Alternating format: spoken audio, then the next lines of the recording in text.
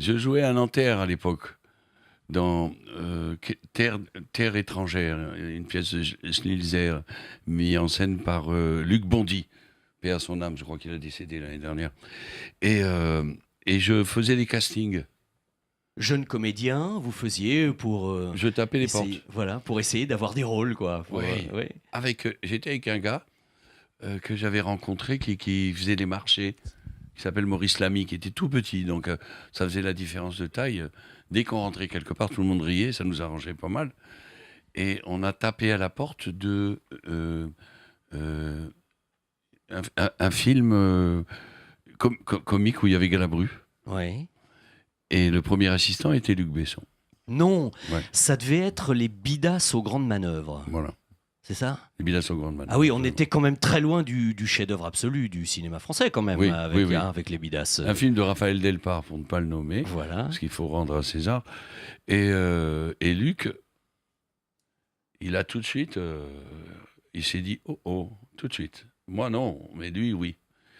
Et il me dit, qu'est-ce que vous avez fait là récemment? J'ai dit, j'ai joué au tennis. Bon. Et ça l'a fait rire. Je me suis dit, waouh.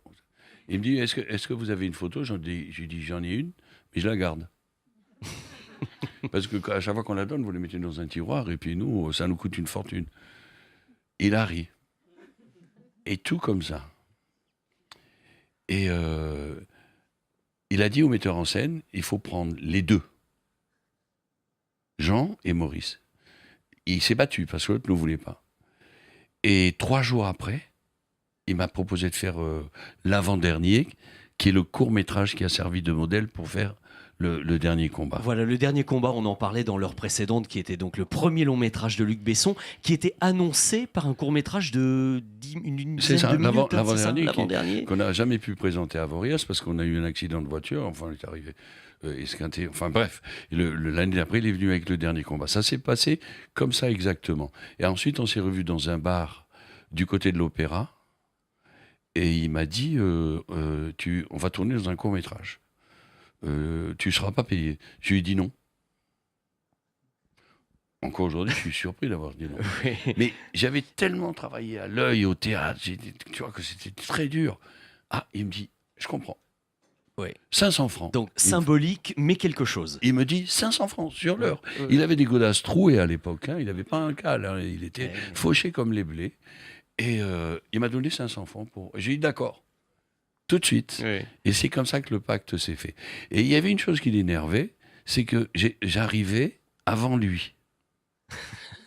Et je m'habillais et je l'attendais sur le perron. Et tous les matins, il me disait, mais tu es déjà là? Je dis, oui, moi j'aime bien préparer et tout ça. Et ça a scellé le pacte des petits signaux comme ça. Et oui, donc évidemment, quand le long métrage s'est fait, bon là, il y avait une évidence absolue. Vous jouiez la brute, hein, si je me souviens bien, enfin c'est le nom du personnage. Oui, quoi, tout la à fait, brute, tout hein. à fait. Tout à fait. Et il m'a dit, quand tu es rentré dans le bureau, j'ai vu Enzo. Ah oui, Donc ça veut dire qu'il avait déjà le grand bleu parce en... mais il avait déjà Jeanne d'Arc et le cinquième élément dans sa tête. Oui, on voit qu'il a, comme aux échecs, hein, il a 20 coups d'avance, si j'ai bien compris.